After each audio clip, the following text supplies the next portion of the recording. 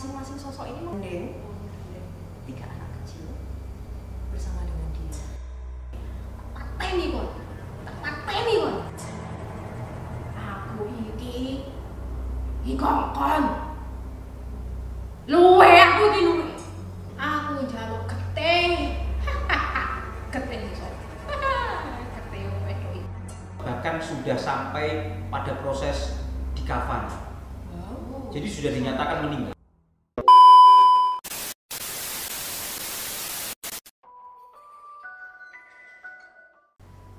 Oke, selamat malam Agnesian.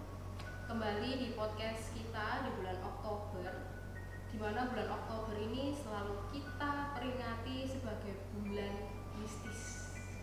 Di seluruh dunia banyak sekali festival-festival Halloween. Jadi kita pun perlu untuk merayakan bulan Oktober ini. Kali ini kita bersama seorang bintang tamu spesial, dan saya juga masih bersama partner saya, ada Ibu Valentina Retno di sini, dan di sebelah sana ada bintang tamu kita, Bapak Denny Slendro. Rasanya ini serius sekali. Serius banget. Memang kalau bisnis harus selamat malam, sampai berjumpa, harus kayak gitu ya. Sebenarnya tidak harus, tetapi sebentar lagi mereka akan terbawa suasana. Oh gitu ya. Ya, ngomongin hal mistis ya, kita topiknya hari ini adalah hal mistis. Dimana kalau kita ngomongin hal mistis ini tidak mudah sekali untuk diterima banyak orang. Ya, masalahnya kalau kita ngomongin bola bisa dilihat, kita ngomongin komputer bisa dilihat. Tapi yang berhubungan dengan hal mistis ini tidak selalu bisa dilihat. Betul sekali. Hanya mungkin bisa dirasakan, atau mungkin kadang-kadang hanya bisa tiba-tiba melukai kita dan lain sebagainya. Separah itu ya. Betul sekali. Maka sebenarnya kalau kita belum ngomongin masalah pengalaman, terkadang sulit untuk mempercayai hal tersebut. Betul. Nah, maka memang baiknya kita akan memulai dari pengalaman terlebih dahulu. Nah, dari bintang tamu kita ini, kalau Pak Denny sendiri adakah Pak pengalaman itu Pak? Kalau kita ngomong tentang pengalaman, tentu saja pengalaman itu perlu kita garis bawahi dulu ya Bu ya. Karena pengalaman itu bisa berdasarkan dari apa yang kita alami sendiri.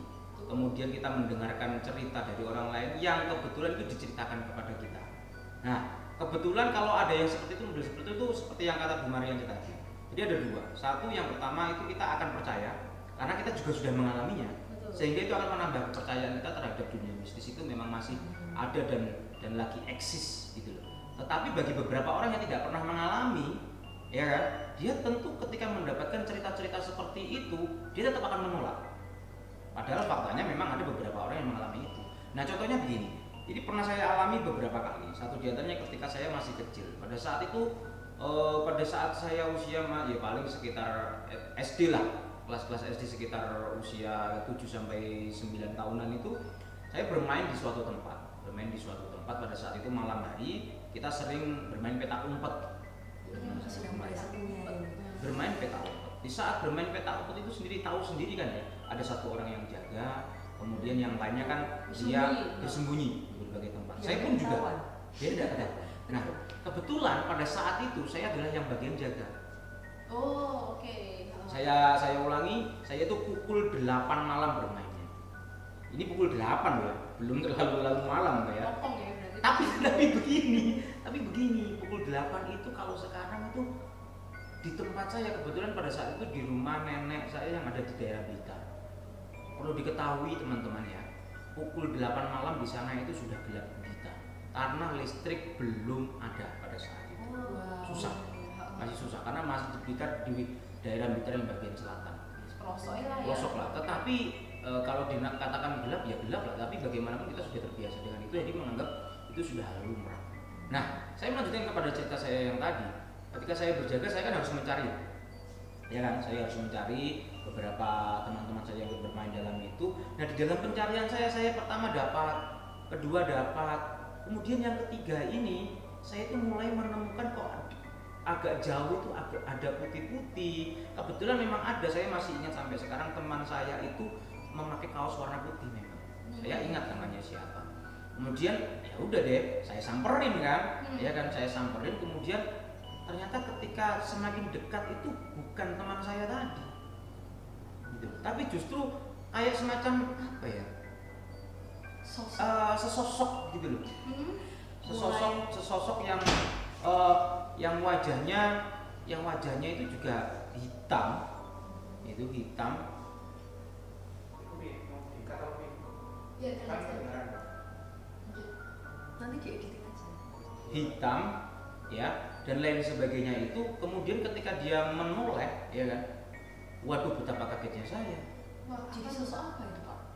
Ya sih kalau kata orang sekarang ya semacam poci lah mungkin. Aduh. Wah, cica. ya saya hanya mematung. Baik. Saya hanya mematung begini. Tapi nggak tahu sana, terus saya langsung akhirnya tersadar dan udah saya langsung Kabur. Ya saya langsung lari. Itu masa kecil saya. Kemudian ada, ini sudah barusan. Oke. Di perumahan, belum lama. Bapak-bapak kumpul nih. Biasa kita bermain melekan lah istilahnya. Iya. Sambil meramai supaya menjaga-jaga ya kalau ada sesuatu kan kita bisa gercep lah istilahnya gitu. Ketika kita bermain kartu, domino, remi dan lain sebagainya, pada saat kita itu semua kan ada kan suatu ketika momen yang menyatakan bahwasanya kita itu hening gitu loh. Iya. Semuanya hening, nggak tahu kenapa pada saat itu hening. Nah, pada saat itu di jarak sekitar kurang lebih 3-4 meter dari tempat saya bermain kumpul itu terdengar ada dua suara. Yang satu tertawa, yang satu seperti apa ya? Dehem itu apa ya bahasa Indonesia? Nah, yang kayak gitu loh. Iya. Ada tertawa dan semacam dehem gitu loh. Nah, semua bapak-bapak yang ada di situ sama teman-teman itu semuanya saling begini. Siapa yang ngomong gitu? Jadi maksud saya ya, bentuknya suara. Bentuknya suara. Kalau tadi di awal visual, ini Sekarang bentuknya suara. Itu yang dari pengalaman saya sendiri. Jadi ini hal semacam itu. Jadi untuk Pak Denny sendiri aja sudah pernah mengalami itu di luar pengalaman lain yang tidak mungkin kita ceritakan semua ya. Ya, Itu banyak. udah ada dua dari sekian. dua wujud. Nah, waktu kalau kita bisa bilang dua wujud. Jadi yang secara visual bisa dilihat mata, yang kedua ini didengar dan didengarnya rame-rame pula. Wah, rame-rame. Nah, betul. Jadi kadang-kadang memang ya Pak Denny, betul nggak sih kalau memang ketika mereka menampakkan diri atau berkomunikasi dengan kita, kadang-kadang munculnya itu semua bisa melihat. Betul. Kadang-kadang ini yang Hanya kita beberapa. lihat, ini doang yang melihat. Nah ini yang kadang-kadang bikin orang juga nggak percaya. Iya. Apa sih aku nggak lihat apa-apa? Dan yang lihat parno ya kan, takut sendiri. Iya. Ada yang lihat, serem juga. Bu Retno sendiri apakah ada mungkin kalau bisa Bu Retno ada pengalaman yang wujudnya ini berbeda lagi dari Pak Denny? Kalau tadi visual, ini, pendengaran suara. ini yang mau saya Oke, ceritakan pasti kepada keren nih Denny. ceritanya. Gimana? Jadi tidak lama ini, ceritanya itu tidak lama ini.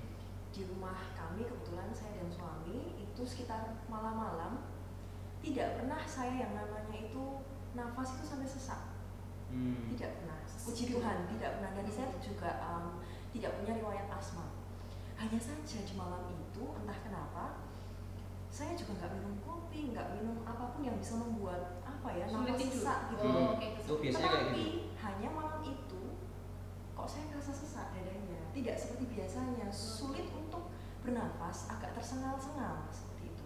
Saya pikir paling kecapean karena mungkin seharian di sekolah sedang beraktivitas apa sampai sore, seperti itu. Saya positif thinkingnya mengarah ke situ.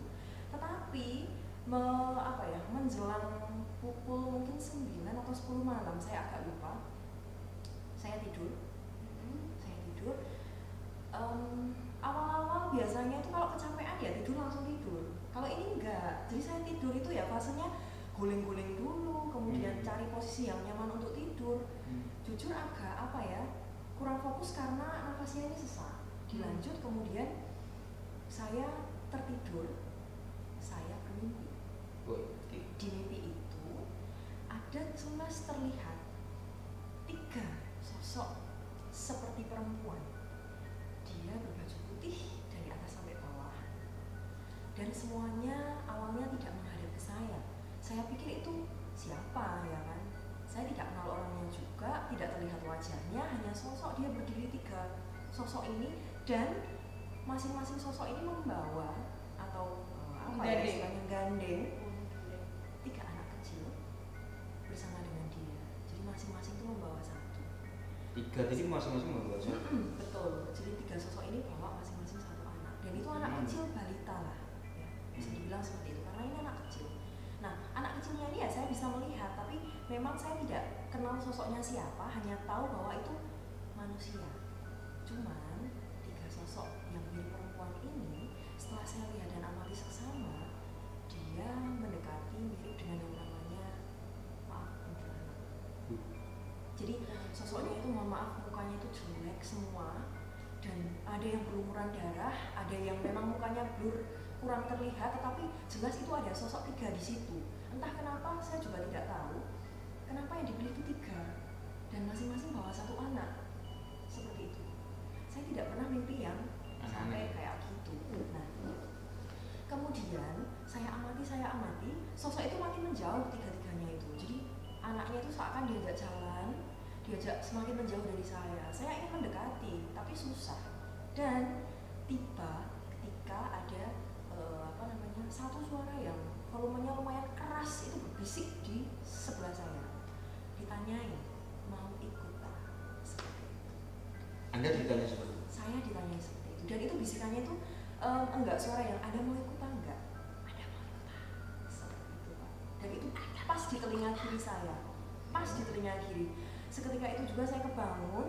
Ternyata suami saya itu di samping saya lihat saya agak terbengong karena dia cerita ketika saya tidur, dia terbangun, seluruh bulu kuduk saya dari tangan sampai kaki itu ya, kebetulan ya pakai celana pendek, kaki terlihat, semuanya berdiri. Ini sekarang aku berdiri loh.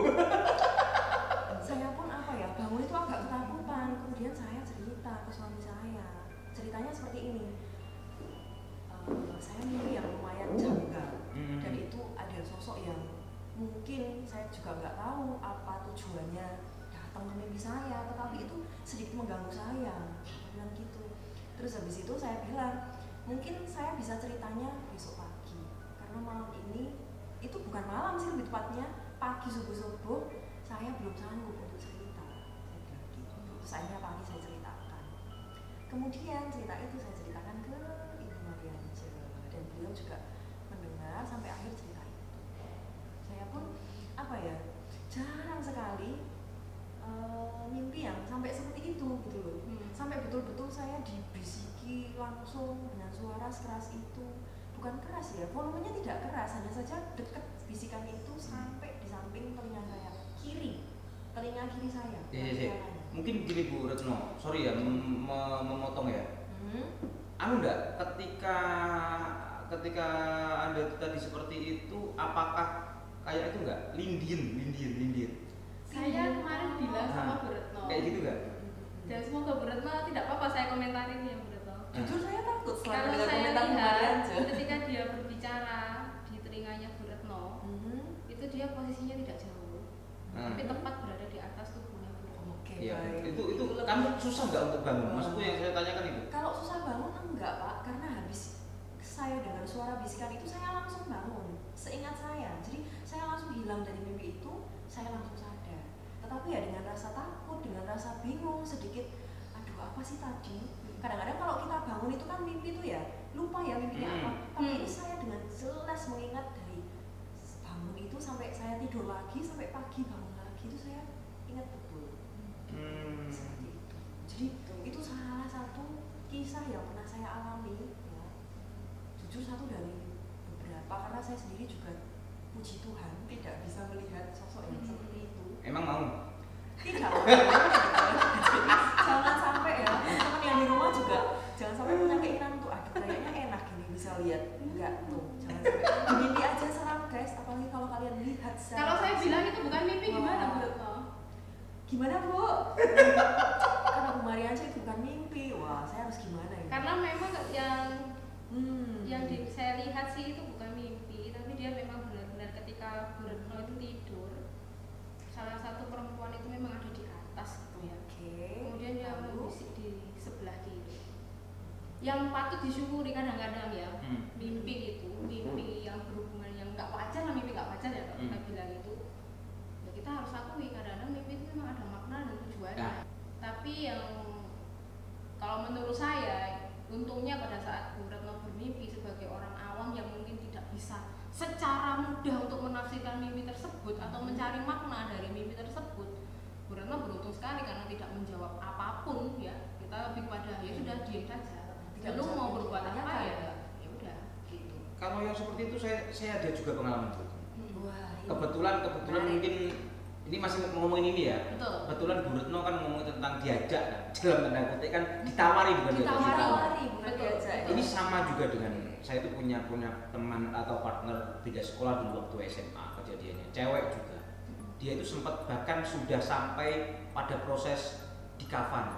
Wow. Jadi sudah dinyatakan meninggal sampai proses dikafani. Aduh gila ini bener sih kalau ini ya sampai dikafani. Dan terus kemudian saya itu juga terkaget lagi ketika dia datang. Lah kowe ini loro apa? Lah aku gak loro Mas. Lah terus yo gak tahu tiba-tiba itu gak bisa bangun. Sudah terus akhirnya pada suatu ketika si teman saya ini, si adik kelas saya ini dia itu merasa bahwasanya dibawa ke tempat yang sangat luas, ya kan, berwarna putih bersih luar biasa, dibawa sama sesosok wanita juga, kebetulan wanita. Dan pada saat itu si teman saya ini tadi dia diajak, ayo kamu masih mau ikut apa enggak? Dia itu sudah jalan itu sudah dalam perjalanan. Kesana loh jauh lebih indah lagi. Terus si teman saya itu tiba-tiba itu dia itu berubah pikiran nampaknya. Sehingga akhirnya dia ngomong gini, enggak wes aku gak ikut, aku tak aja, aku tak kembali aja, aku tak mulai aja. Nah ketika dia ngomong enggak aku gak ikut, aku tak mulai aja, dia itu seolah-olah berasa seperti di apa ya, kayak dibanting gitu loh, kayak di apa ya, kayak jatuh. Oh seperti jatuh. Iya. Sehingga apa? Ketika dia di kafani itu dia benar-benar langsung membedal itu langsung bangun lagi. Bayangin ya. Wow. Dia sudah ada proses, dia sudah dimandiin, ya kan? Dia sudah dikafani, sudah di dalam bentuk ya pocong, sudah dipocong kayak gitu, dia langsung terbangun. Saya masih ingat itu pada saat proses pemilu, entah tahun berapa saya lupa, tapi pada saat itu adalah rame-ramenya pemilihan presiden zamannya Pak SBY kalau nggak salah. 2004 ya kalau nggak salah. Sudah lumayan. Dan itu beneran terjadi. Dan akhirnya apa? Ya semua orang yang ada di situ semua juga kaget. Kaget pasti ya. Pastinya Pak, dikira sudah nggak ada ya kan? Itu malah sama seperti itu. Dan akhirnya tapi ya alhamdulillah sampai sekarang si anak ini, teman saya ini sehat juga. Ini ngomongin terusin dengan Bu Retno. Ini kemungkinan kalau Bu Retno tadi mengatakan ikut ta, langsung menjawab iya. Ya. Wah, diajak kemana? Nggak tahu lagi. Kami jangan sampai. Bisa saja. Memang sangat menarik sekali kalau kita membahas masalah hal mistis ini ya. Karena ternyata memang tidak melulu kita ngomongin penampakan lah, kita nggak melulu ngomongin ada yang gelantungan di lemari lah apa. Itu malah kalau saya bilang itu ketek sekali ya. Itu justru paling dasar sekali dari wujud komunikasi mereka dengan kita. Padahal kalau kita mau ngomongin lebih jauh lagi, wah luar biasa ternyata. Mereka tuh juga menyimpan sebuah misteri besar yang kita juga nggak akan pernah bisa menguak itu. Mereka punya misteri sama seperti kita pun manusia juga pasti punya apa ya, lika-likunya sendiri. Luar biasa. Mereka juga makhluk ya Bu ya. Makhluk sama. Ya, tidak hanya kita yang ada di sini. Ya, untuk melengkapi dari apa ya, wujud, cara mereka untuk berkomunikasi dengan kita ya. Kalau tadi itu ada yang dalam wujudnya mimpi sampai menimbulkan mati suri. Sampai ada mimpi yang efeknya itu di badan itu sampai terasa ya. Tadi kayak kerasa sesek dan segala macem. Terus ada lagi yang suara didengar banyak orang mengagetkan ya, ada yang lihat sendiri. Kalau dari pengalaman saya ingin berusaha untuk melengkapi ya, karena kalau memang suara tadi sudah, visual tadi sudah, nah saya coba untuk melengkapi dan kebetulan memang saya alami juga karena memang cukup sering saya mengalami hal seperti ini. Itu masalah ini, pernah nggak kita tuh berkomunikasi terpaksa berdampingan dengan mereka ini karena kiriman seseorang. Jadi ini bukan karena santet. Bisa bentuk seperti itu. Nah, jadi maksud saya adalah ini tidak terjadi secara alami, tetapi ada orang yang ternyata sengaja membuat kita ini akhirnya berkomunikasi dengan mereka ini. Pada saat itu kalau saya tahun 2019, awal-awal tahun 2019. Ketika saya pulang gitu ya, saya pergi, waktu itu saya belum menikah ya. Tiba-tiba mama saya itu berdiri seorang diri di ruang tamu yang gelap, melongo gitu ya, dengan tatapan kosong. Ketika saya buka garasi, yang kebetulan garasi saya itu langsung bisa melihat ruang tamu.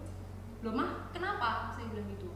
Terus mama itu cuma ya melongo, kayak orang dia bilang nggak bisa ngomong apa-apa. Mama nggak apa-apa, mama kenapa? Terus tiba-tiba beberapa saat saya nyalain lampunya, ma nangis, mama langsung nangis. Kenapa mama saya masih gak mau cerita dan lain-lain. Akhirnya adik saya turun dari loteng. Mama sebenarnya tidak sendirian di rumah, ada adik tapi di loteng, dan saya baru pulang. Mama tuh sudah pucat gitu ya, sudah pucat sekali mukanya, itu sudah pucat, tidak bisa diajak komunikasi, sekujur tubuhnya dingin. Kami kasih minum dan lain-lain.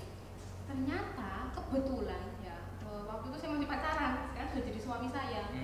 Dia itu memang diberkati Tuhan untuk bisa melihat hal-hal seperti itu. Kemudian dia bilang sih, waktu itu dia mencoba untuk keluar ya. Kalau orang bilang itu katanya ngerogoh sukmo itu. Dia coba untuk keluar dan dia menemukan bahwa di dapur saya itu ada sesosok seperti leak yang di Bali itu. Jadi matanya itu lebar sekali, berwarna merah, kemudian lidahnya itu sangat panjang, warnanya merah. Sosoknya itu dengan rambut yang sangat lebat gitu. Tapi dia diam aja, leak itu juga diam aja, cuman melihat dari jauh, karena dari dapur tuh langsung pintu kamarnya mama saya. Dan dia melihatin ke arah kamar mama. Ya sudah, dia juga mengabaikan, dia cuma melihat doang dan nggak komunikasi apapun. Dan di samping tempat tidur mama saya itu ada seorang kakek tua, gitu ya, kakek tua, rambutnya putih dan segala macam duduk di situ. Nah, waktu itu dia masih belum cari tahu apapun, dia cuma bilang, oh mungkin habis melihat sosok itu, gitu ya. Setelah beberapa jam mama kayak gitu, saya dan adik itu memutuskan menemani mama saya tidur di kamar mama. Mama cerita, malam itu juga cerita, tadi loh waktu aku tiduran dari tangga itu tiba-tiba ada suara gitu, kayak orang turun, langsung dia itu berhenti di depannya kamar mama, dia sosok leak itu tadi. Langsung mau jegrek gitu ya. Gini, teni kon. Itu yang buat mama saya langsung shock, seolah-olah tuh kayak langsung diambil gitu loh raganya gitu. Jadi jiwanya ya, sorry. Jadi kayak orang ketenggengen lah. Ketenggengen, shock gitu. Setelah itu ya wes lah, saya anggap tuh penampakan biasa gitu ya. Hari berganti, besoknya saya tuh merasa sesuatu dari Pak Denny yang gak bisa saya ungkapkan dengan kata-kata, tapi saya merasakan bahwa rumah saya sejak kejadian malam itu ada sesuatu yang berubah. Kebetulan memang saya tuh rada sensitif ya sama hal-hal itu. Aku merasa rumahku tuh surem, remang-remang. Aku mencium bau-bau yang gak enak, kayak bau gosong. Kayak gitu. Dan itu tidak pernah saya alami sebelumnya sama sekali. Aneh ya rumah ini. Padahal ya gak ada penampakan apa-apa, yang tidak ada apapun. Tapi ternyata pada suatu siang ketika saya pulang sekolah, tanpa saya ketahui, mama saya itu ternyata menyembunyikan sesuatu. Dia itu tidak mau bercerita ke anak-anaknya karena takut anak-anaknya ini ya jadi takut gitu loh. Ternyata selama ini ya, jadi pulang sekolah waktu itu kembali saya buka garasi, di ruang tamu juga kejadiannya. Mama saya tuh memegang lehernya sambil Tuhan Yesus kayak gitu. Seolah-olah mama saya itu berusaha melepas cekikan sesuatu yang saya tidak bisa melihat. Waktu itu saya tidak melihat apapun. Tapi mama saya seperti itu. Terus apa yang dilakukan Bunga? Saya langsung pegang, mama kenapa? Gitu ya. Karena mama saya terus begini dan tidak merespon saya, mata tuh sampai mendelik. Saya ketakutan luar biasa waktu itu. Akhirnya saya ambil, kebetulan saya itu ada kayak minyak doa gitu ya. Saya ambil rosario, saya minyak doa, saya kalungkan ke mama saya pegang lehernya mama saya, terus saya bisikin mama, saya ajak doa, saya bisikin dari telinganya terus sampai mama saya akhirnya sadar. Dan sadar itu dengan kondisi mendelik. Dan percaya tidak percaya, di sini tuh memang merah bekas tanah. Memar guys. Belum biru, tapi merah sudah merah ya. Dan di sini tuh ada bekas kayak kuku, yang agak ke belakang itu kuku, bekasnya kuku. Sampai kuku membahas seperti itu pada bahasa, tidak melihat apapun kecuali mama saya itu berusaha kayak menarik gitu. Kayak gitu. Akhirnya saya bilang, mama itu kenapa? Saya bilang gitu. Ternyata hampir setiap malam mama saya didatangi sosok Lea itu. Saya sampai nggak tahan, saya cerita sama suami saya ya, waktu itu belum menikah, sekali lagi tak ceritain dia. Sampai pada akhirnya ada momen, mungkin kalian membaca di stories Instagram saya ya, itu kejadian berawal dari kaca jendela saya itu ditabrak sesuatu, dar gitu.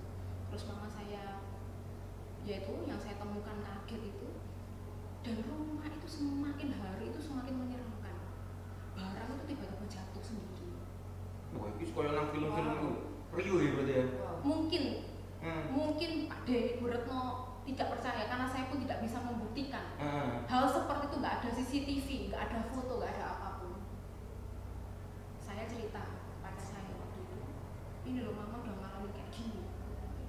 Masuk kamu mau diem aja, kamu nggak mau bantu aku. Saya cerita sama Miss Amel, dan cerita tuh bukan cuma sekedar seperti ini, sudah sampai menangis. Sampai Miss Amel waktu itu bilang, Bu, aku datangkan tim pendoa ke rumahmu. Sampai seperti itu gangguannya. Kita melihat lampu itu memang nyala, tapi di mata kami semua rumah itu gelap. Kita melihat bahwa itu siang, tapi masuk ke rumah itu gelap sekali. Sampai seperti itu. Rumah itu bukan rumah kami sendiri memang, kami mengontrak di situ. Akhirnya pada malam itu pacar saya datang menemui temannya. Temannya memang ini sudah guru ya, sudah level guru gitu. Tinggi. Dipanggil sosok itu tadi. Dia bilang memang, oh ini berawal dari kedatangan sosok Lea itu tadi.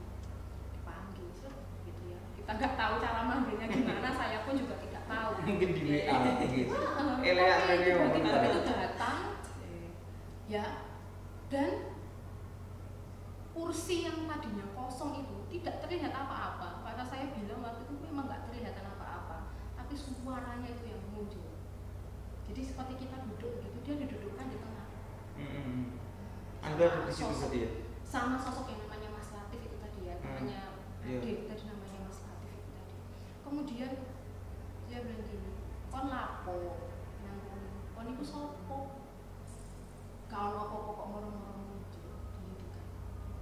Dia menjawab kayak gini, aku iki kongkon, luwe aku iki luwe. Saya sampai kesel. Bluebirds. Intinya seperti itu. Lebih lanjut diajak ngomong, berusaha untuk dicarikan tempat yang baru. Udahlah, itu kan ditinggalin sama orang. Kamu nggak usah di situ lagi. Ayo, tak carikan tempat yang baru, yang cocok buat kamu. Dia bilang apa? Mah, iku omahku. Gitu terus sampai akhirnya ditanya, pertanyaan terakhir. Ya wes, jalurmu apa? Mintamu itu apa? Aku jaluk getih. Itu pasti kayak gitu. Aku jaluk getih. Getih iso. Getih wong wedok itu. Mereka bertiga. Itu ya, jadi ada satu orang sahabatnya Ade sama gurunya itu tadi. Langsung di muka kelihatan mukanya mama saya katanya. Di mata tuh langsung kelihatan sekelebat itu wajahnya mama saya. Seolah-olah Lea ini berkata bahwa aku njaluk getih wong iku. Aku njaluk getih minta darahnya perempuan itu. Akhirnya ya dengan cara mereka juga berdoa dan segala macam, dicari tahu ternyata itu pemilik rumah. Tadi sudah saya sampaikan bahwa saya ngontrak di situ. Pemilik rumah saya itu menganut pesugihan. Di mana dia itu selama tidak sering ya, saya juga tidak tahu apakah dia itu carinya random begitu.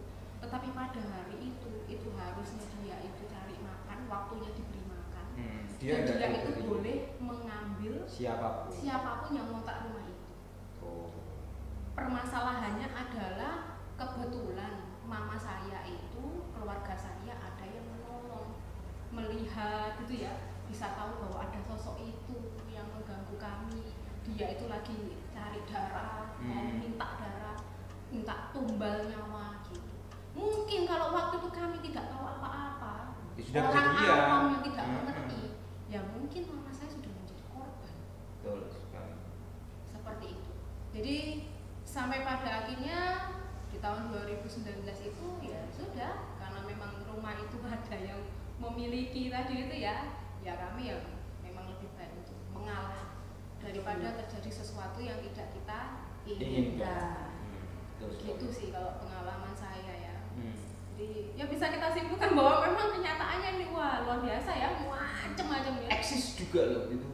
Kalau kita mengatakan zaman sekarang itu, saya benih banyak atau bukan banyak, adalah beberapa teman itu yang mengatakan, zaman orang yang usulikul kok masih percaya sama gitu-gituan. Gini loh. Bukan perkara percaya atau enggak, kita harus tahu bahwasanya makhluk yang ada di dunia ini bukan hanya manusia. Makhluk itu banyak.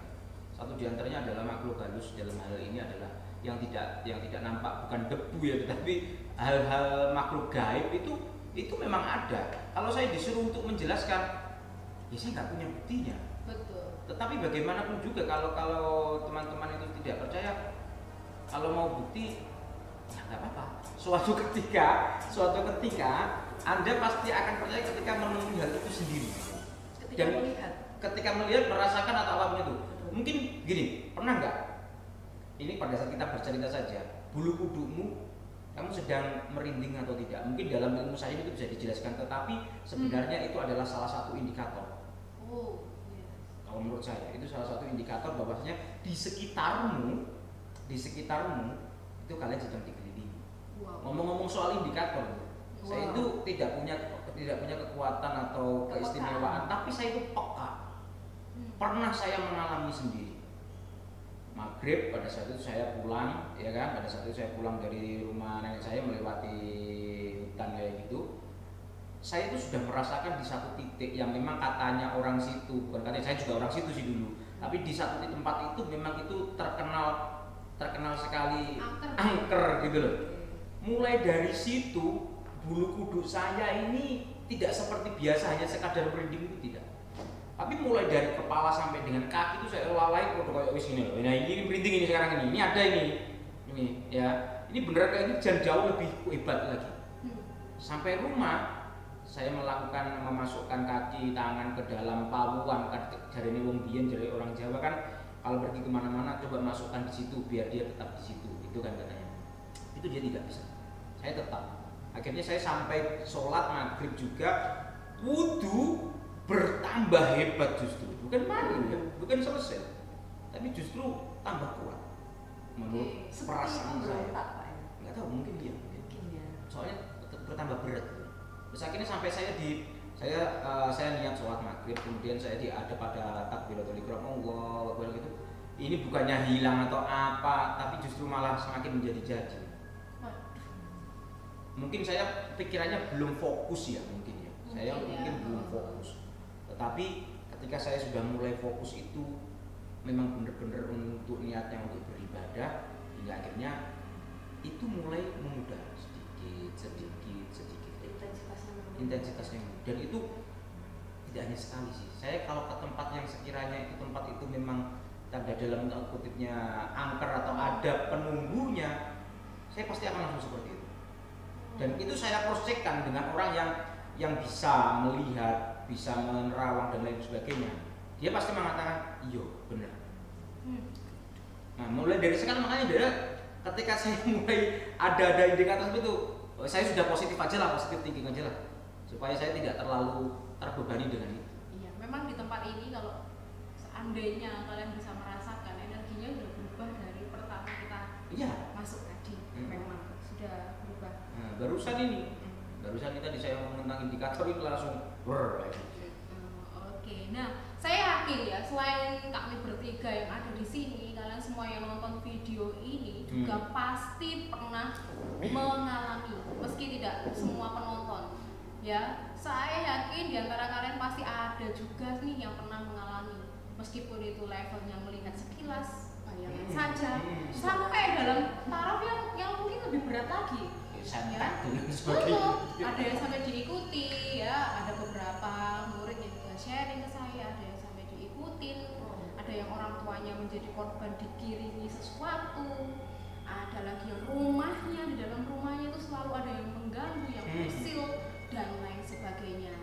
Nah, Pak Denny, seandainya nih ya kita posisikan penonton kita ini ya, Agnesian ini mengalami hal tersebut, ada tips gak sih untuk mereka gitu ya, respon pertama mungkin atau selanjutnya apa yang harus mereka alami, tips-tips tertentu lah menghadapi situasi yang seperti ini? Oke. Apakah harus langsung teriak-teriak aja? Padahal kalau melihat itu nggak bisa langsung teriak juga ya. Shock dulu. Ya kita pasti diem gitu. Kalau kita bisa di depan pasti gitu. Menekankan dulu apa ya? Betul. Cuma kalau gini, ada sedikit lah, mungkin ya semoga membantu ya. Tapi ini yang sudah saya alami sendiri. Misalnya kita mengetahui itu, merasakan atau apa. Yang pasti teman-teman ya, kita tidak boleh panik. Walaupun kita sebenarnya panik, tapi tolong itu dikelola. Emosionalnya itu kita harus bisa mengelola. Walaupun kamu sudah merasakan bulu kudukmu hebat seperti yang saya katakan tadi, coba deh positive thinking saja. Ingat ya satu hal, derajat makhluk gaib tidak lebih tinggi daripada derajatnya manusia. Oke, itu catatan. Itu buat saya catatan ya, itu yang pertama. Kalau kamu takut, artinya derajatmu jauh lebih rendah dibandingkan makhluk itu. Sehingga apa? Pasti kalah. Pasti kalah. Sehingga saya berpikir manusia itu diberikan semua kelengkapan oleh Tuhan. Makanya kenapa kita harus takut dengan makhluk yang seperti itu? Ini saya bukan menantang ya, tetapi ini adalah logika saya. Maka yang harus kita lakukan adalah positive thinking. Kemudian yang kedua, kita kan punya agama nih. Iya kan, kita kan punya agama kan. Kalau kita sudah beragama dan lain sebagainya, sertakan semua itu ya, atas nama Tuhan kalian masing-masing. Entah bagaimana cara berdoa dan lain sebagainya, itu yang sudah saya lakukan. Ada sendiri tata caranya, baik itu yang Islam, Kristen, Katolik, Hindu, Buddha dan lain Konghucu dan lain sebagainya, semua pasti memiliki cara-caranya. Atau yang dari beberapa suku itu juga pasti ada sendiri, suku Jawa, Sunda, Batak dan lain sebagainya, semua pasti ada itu. Itu bisa lah itu digunakan. Tapi yang pasti panik jangan. Tapi ketika kita panik, waduh, itu justru akan menjadi-jadi, nggak akan selesai. Contoh nih, saya pernah ketika anak, ya rata-rata kan anak kecil kan, jadi kan untuk yang ketika itu kan penglihatannya kan masih jelas, tidak seperti kita yang sudah banyak dosa dan lain sebagainya. Itu mungkin sudah, kecuali kalau yang give ya sudah pemberian berbeda lagi. Tapi ketika anak itu menangis sudah tidak wajar, itu berarti pasti ada sesuatu. Dan yang dilakukan orang tua ini untuk seperti saya, Bu Maria dan Bu Retno, jangan panik dulu. Kita harus bisa tenang, sehingga apa? Anak itu juga akan tenang. Tapi kalau kita ikutan panik, udah kacau. Oke, jadi apa sikap kita pada saat itu ternyata ini juga bisa dirasakan oleh mereka. Kalau kita bisa menghadapinya dengan tenang gitu ya, kita sadar, lalu kita dalam hati mungkin kita langsung berdoa. Gitu ya, kamu mungkin dalam hati juga berucap bahwa tidak ingin mengganggu, maka jangan mengganggu. Nah, maka kita bisa mengatasi kondisi tersebut dengan baik. Oh iya, ada satu lagi Bu Mar. Ada lagi. Saya lupa. Ini di rumah saya sendiri sih, di rumah ibu saya. Kamar saya, siapapun orang yang tidur di situ, dalam tanda kutipnya tidak kula nuwun atau memberikan salam sebelum masuk ke kamar. Bahkan saya sendiri pun, dia tidur di situ pasti dalam tanda kutip semacam linggin gitu. Oh, ya, Dia harus permisi dulu. Mengucapkan salam. Kalau ini saya itu kan orangnya suka bereksperimen ya. Kayak gini tak kayak eksperimen, gendeng aja. Tak coba. Saya pernah sekali waktu kayak gitu, saya coba itu, saya tidak mengucapkan salam. Pada saat itu saya masih pulang sendiri tanpa anak dan istri. Kemudian saya malamnya tidur di situ. Nggak perlu waktu lama, saya masih setengah sadar loh itu. Badan ini serasa tidak bisa digerakkan sama sekali, dan mau teriak pun saya nggak bisa. Indian gitu ya. Jadi iya, saya teringat. Oh iya ya, aku mau turun memberikan salam, aku mau. Belum permisi sama Belum yang punya permisi kamar. ya, gitu. Sehingga akhirnya apa? Saya mencoba menggerakkan badan itu sekuat tenaga, tapi ya mus, wah larang enggak. Tapi saya berusaha untuk sadar. Kalau enggak bahaya. Kalau enggak bahaya. Itu dia ya. Jadi memang kita harus tenang menghadapi itu ya. Kalau suatu saat ngalami kayak yang namanya sejenis Indian dan lain-lain, kita harus tenang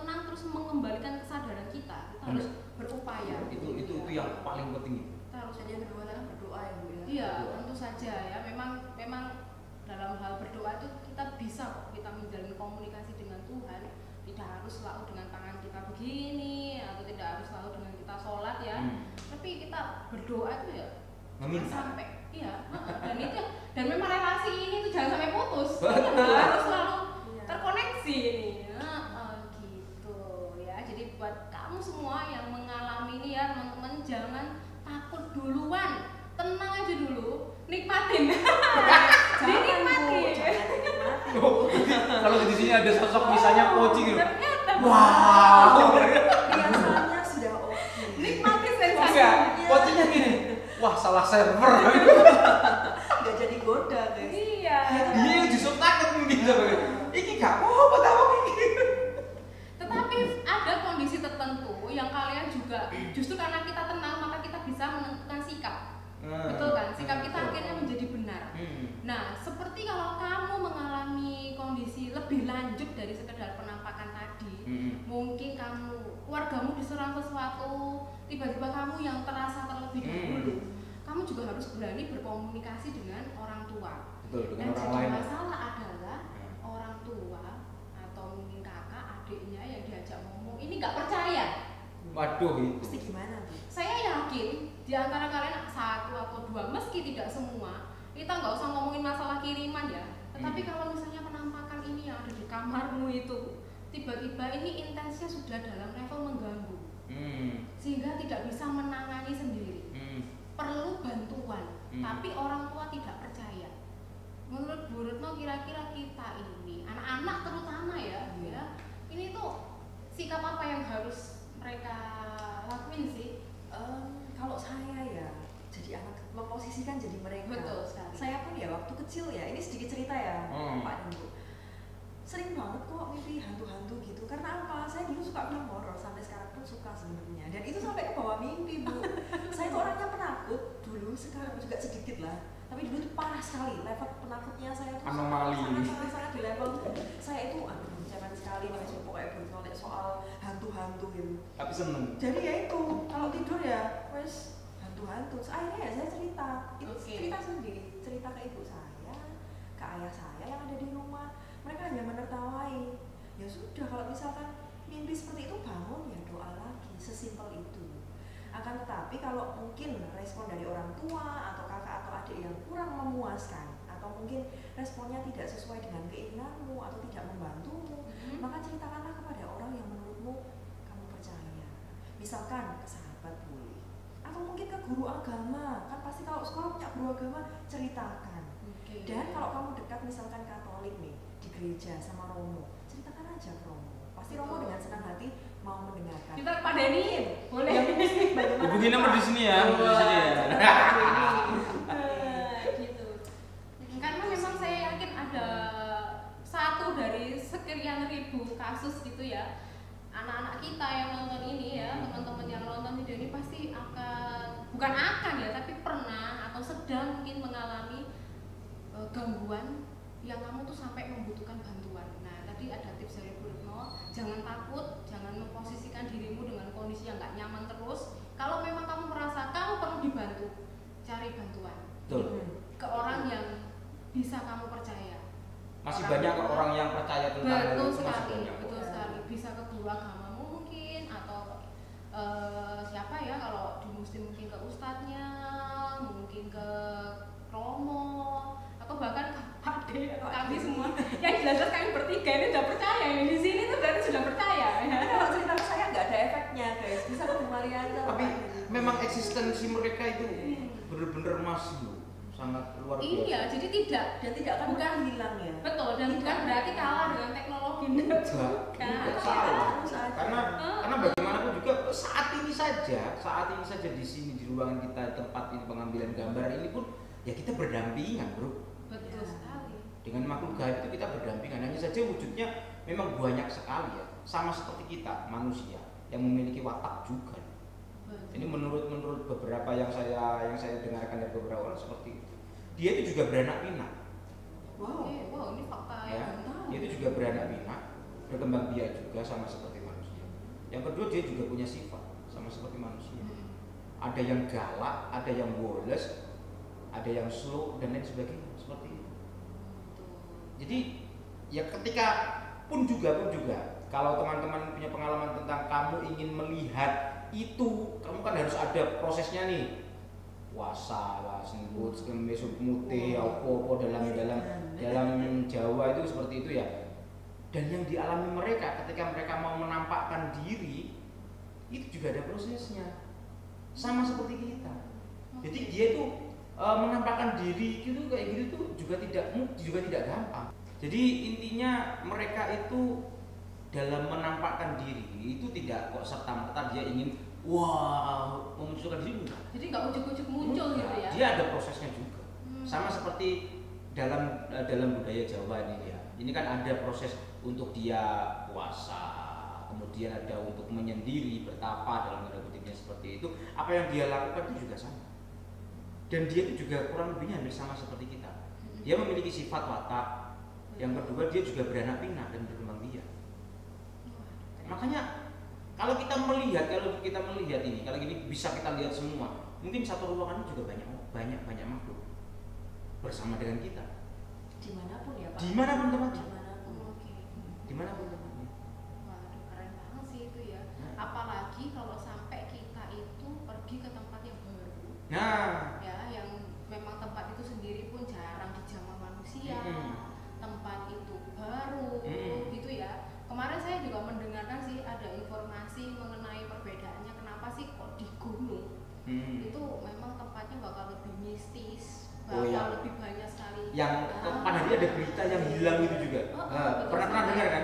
Banyak sekali kejadian Pak, pendaki-pendaki hilang. Tapi mungkin maksud saya di sini selain kita ngomongin kalau gunung nggak semua orang naik gunung, tapi kan kita pasti pernah pergi ke tempat wisata yang berhubungan dengan alam, tempat itu baru, gitu ya, kita belum pernah ke sana, kita itu tamu di sana.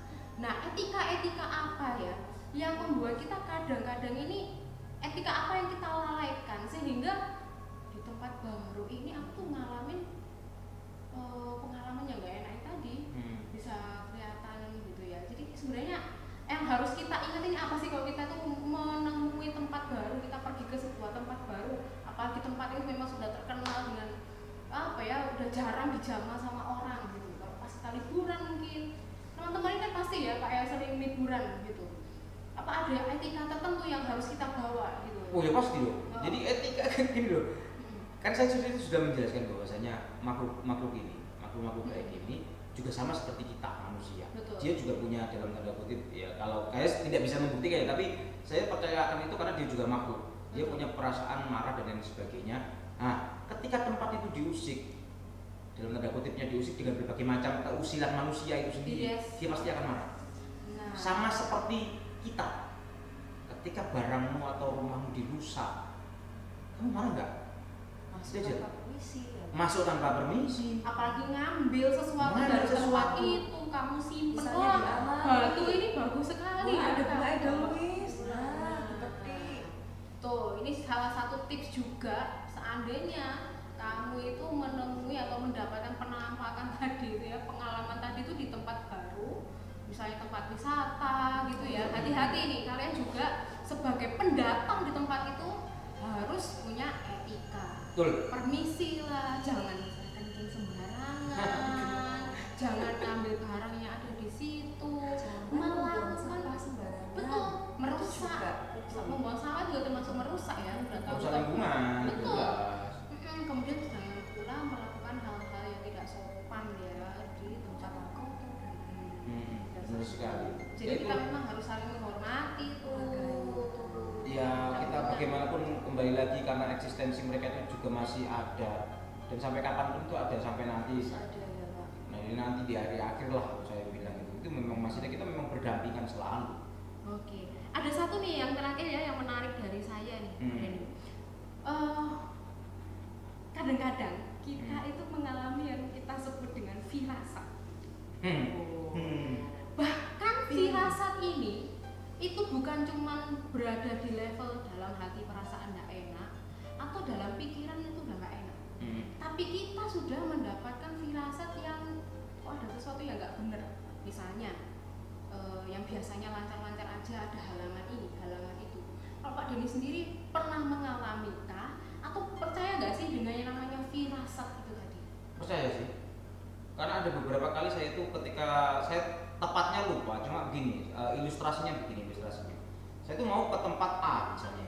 Oke. Saya itu mau ke tempat A. Kemudian dalam perjalanan menuju ke tempat A ini, saya itu dihalangi tentang sesuatu, sehingga perjalanan saya itu terhambat. Padahal biasanya saya itu kalau sudah merencanakan segala sesuatu itu, ya insya Allah pasti akan berjalan mulus, karena saya sudah memikirkan perjalanan saya akan ke sini saya akan sudah dipersiapkan. Saya bukan tipikal orang yang serampangan gitu loh. Nah, tetapi ketika saya itu ada halangan seperti ini, sampai di tujuan aku ternyata ini tidak berhasil saya. Dan itu pasti. Sehingga itu saya buat pengalaman. Ketika saya mau melangkah, ternyata sudah ada halangan, ya kan? Halangannya tapi nggak dilihat dulu. Ketika itu kelihatannya semacam mengingatkan saya, maka saya tidak akan pernah melanjutkan. Nah, itu hati-hati ya. Sifat egois manusia kadang-kadang ada di situ. Ya, sifat egois manusia kadang-kadang di situ. Semesta ini ya, kadang-kadang sudah memberi kita firasat sebuah peringatan. Tetapi karena sifat egois manusia itu yang kadang-kadang ternekat, ya udahlah, apa sih itu ya. Nah, itu akan membawa dampak negatif atau apa ya, kadang-kadang ada sesuatu yang pasti ada sesuatu yang nggak benar gitu. Memang saya nggak percaya ya, tapi saya alami gitu.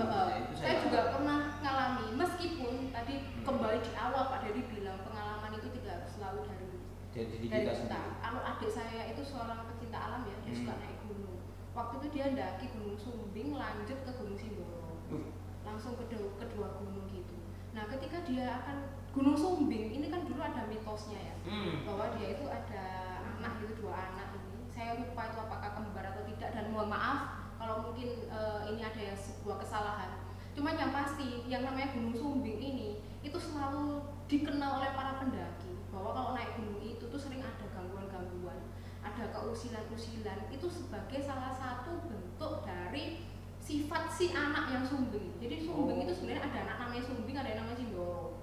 Nah, yang sumbing ini tuh karena dia sumbing gitu ya, sehingga dia itu udah kenal dengan usil dan segala macam gitu. Bentuk pelampiasannya dia, kenapa aku kok seperti ini? Akhirnya dia usil gitu anaknya itu. Nah, jadi katanya kalau mendaki ke Gunung Sumbing itu akan banyak sedikit ada yang usil-usil, ganggu-ganggu gitu. Ternyata waktu dia naik Gunung Sumbing itu malah aman, gak ada apa-apa. Nah, ketika dia naik ke Gunung Sindoro, ini ada sebuah pengalaman ketika hampir aja udah sampai puncak. Yang awalnya perjalanan ini itu sudah aman aja ya, lancar. Tiba-tiba dalam sekejap mata itu suasananya jadi mendung. Sekejap mata pula tidak lama ya. Istilahnya itu kalau jalan itu belum jauh. Mendung ini yang dari awalnya terang benderang itu menuju ke mendung gelap itu tidak lama. Langsung kayak berubah total gitu loh. Dalam sekejap itu kayak suasana itu berubah. Dan tiba-tiba ada hujan ya, hujan rintik-rintik ya. Hujannya memang tidak deras waktu itu, dan ada hujan rintik-rintik. Dan saat itu ada seekor burung gagak yang tiba-tiba mengitari rombongannya dia yang sekitar 5 orang. Wah begitu. Nah, kalau mau menuju puncaknya Gunung Sindoro itu katanya katanya adik saya itu ada kayak semacam 2 jalur. Dimana temennya ini tuh sudah pernah naik ke Gunung Sindoro dan dia yakin, harusnya dia tuh yakin karena dia memang guide-nya. Harusnya kalau misalnya jalannya begini, dia yakin salah satu jalan itu yang menuju puncak. Tetapi di tengah persimpangan itu tiba-tiba ya ada burung gagak yang bunyi tadi itu tiba-tiba berhenti di tengah-tengah situ. Ada semacam kayak bukan tiang ya, kayu begitu. Dia berhenti di situ dan dia berbunyi tuh, wah. Ini enggak tuh. Lah si guide-nya ini ya, yang harusnya yakin jalannya yang mana, tiba-tiba itu bisa ragu, ngeblek. Dia ngeblek loh. Dia mau ke sana dia ragu-ragu, dia mau ke sana dia juga ragu-ragu. Nah, ini yang saya maksud tadi dengan sebuah pertanda. Kalau memang mereka nekat gitu ya, bisa saja mereka jadi nyasar, nggak tahu kemana. Ya, bisa jadi ternyata salah satu jalan tiba-tiba di ujungnya jurang. Iya, nggak tahu. Ya, kita nggak tahu. Maka kita harus peka dengan keadaan itu. Akhirnya mereka berhenti. Mereka tuh di situ berlima itu berdoa. Dan mereka akhirnya memutuskan bahwa oke, kita memang nggak boleh naik. Sudah, meskipun memang ada yang bilang, loh ini kita sudah ke Jawa Tengah loh, kita sudah turun dari situ, kita namanya anak muda kadang-kadang kok rekor nih 2 gunung sekaligus. Jiwa tertantang. Jiwa tertantang, egoismenya manusia tadi itu ya, egonya. Dalam tanda kutip mungkin ada tapi keserakahan. sekali lagi untungnya tadi guide-nya tadi tuh kepala timnya mereka itu akhirnya bilang enggak, please jangan, daripada ini merugikan kita, aku nggak mau ada korban, ayo lain kali kita bisa balik. Puncaknya Sindoro nggak kemana-mana, lain kali kita bisa balik. Apa yang sudah disampaikan pertanda ini jangan dilawan. Akhirnya mereka kembali turun dan nggak muncak gitu untuk yang gunung Sindoro. Gitu. Kalau ngomongin tanda banyak sih tuh di gunung. Di gunung mana ya itu saya lupa itu. Kalau misalnya ada serombongan burung gitu dari atas pokoknya ke bawah itu juga menandakan, ini tanda ya saya ngomong, itu menandakan bahwasanya lu nggak usah dilanjutin deh kayak gitu. Waduh, ada tanda burung dari atas ya Pak. Pokoknya intinya itu adalah pesan dari situ yang menandakan udah balik kayak gitu loh. Betul. Semacam kayak dia itu sedang tidak berkenan untuk dikunjungi lah. Oke. Nah. Jadi ada tanda-tanda semacam itu, tinggal kita peka atau tidak. Kalau nggak peka ya artinya ya pekok. Iya, rugi sendiri nanti jadinya. Karena saya yakin ya teman-teman semua saat ini yang namanya mendaki gunung ini juga jadi sebuah tren sih saya rasa ya. Maka tips dari kami ini juga mungkin bisa kalian ingat-ingat, kalian simpen juga mungkin pas kamu berkunjung ke tempat baru, berwisata ke tempat baru, apalagi yang berhubungan dengan kayak alam gitu ya. Kemudian atau gak usah mementingkan egonya lah. Kalau memang sekiranya memang belum berjodoh untuk melanjutkan pendakian dan lain-lain, jangan menantang tadi Pak Denny bilang gitu ya. Sama, bukan cuma sekedar kita pas naik gunung pergi wisata, tapi dengan mereka pun jangan menantang, karena ternyata banyak cara juga untuk menantang mereka ya. Wah Iya sekali, ada yang iseng-iseng nggak ngerti apa-apa tapi jalan pun lah, nggak tahu cara menyelesaikannya, dia mau mulai jalan pun, wah yang ada diikutin terus tambah ngeri. Makanya itu diikutin terus nggak bisa nyelesain solusinya. Nggak ada solusinya tambah bingung. Masa nggak bisa keluar. Wis lah intinya pokoknya kita itu berhubungan itu ya wis ya kita manusia ya berhubungan dengan manusia saja lah. Karena apa sih? Hukum karma. Kalau tadi kebetulan di rumahnya ada pesugihan tadi. Seberapa banyak sih yang kita dapat dengan pesugihan? Betul sekali. Apa toh yang mau dibeli? Apa yang mau dibeli itu loh? Maksud saya kalau ngomongin pesugihan itu gitu loh. Pernah ada nggak tahu ya yang membuat perjanjian pesugihan itu dia itu tahu atau bodoh atau apa saya juga nggak tahu ya. Pesugihan itu hanya sampai begini perjanjiannya itu. Ini ada yang pernah cerita. Ambilin nyawa saya ketika saya nanti ketika apa itu namanya empiak itu di rumah dia itu sudah berupa emas semua. Ada yang kayak gitu. Ya namanya dengan perjanjian dengan dalam tanda kutip setan atau mencari pesugihan kan perjanjian dengan setan kan berbagai macam tipu daya kan dia itu suatu ketika itu melepaskan cincinnya, cincin kan emas, kemudian ditaruh di atasnya kayu gitu yang itu bekas dari apa namanya itu empiak itu tadi ditaruh di sini, ini kan sudah berupa emas. Nggak berapa lama, sekitar 2-3 hari dia meninggal. Wow, ngeri banget ya. Jadi kata-kata itu bisa dibolak-balikan oleh mereka ya. Makanya tadi tipu kita daya harus ya. hati-hati karena mereka bisa mengelabui kita kan di betul. Aduh, hati-hati banget. Dan kamu bisa ngambil aku ketika tadi saya agak translate dikit ya. Ketika ini loh gentengmu itu ya, kayu yang digenteng itu sudah berubah menjadi emas. Tapi ternyata yang ditafsirkan manusia itu beda dengan tafsiran mereka. Beda. Begitu cincin emas ini diletakkan di atas kayu, di mana kayu itu adalah kayu bekas dari kerangkanya genteng itu tadi ditaruh, itu dianggap oleh iblis ini bahwa itu sudah emas kan? Dan yang menjadi pertanyaan kayu itu sudah berubah jadi emas kan? Iya. Dan itu belum menikmati loh kalau saya melihat orang ini.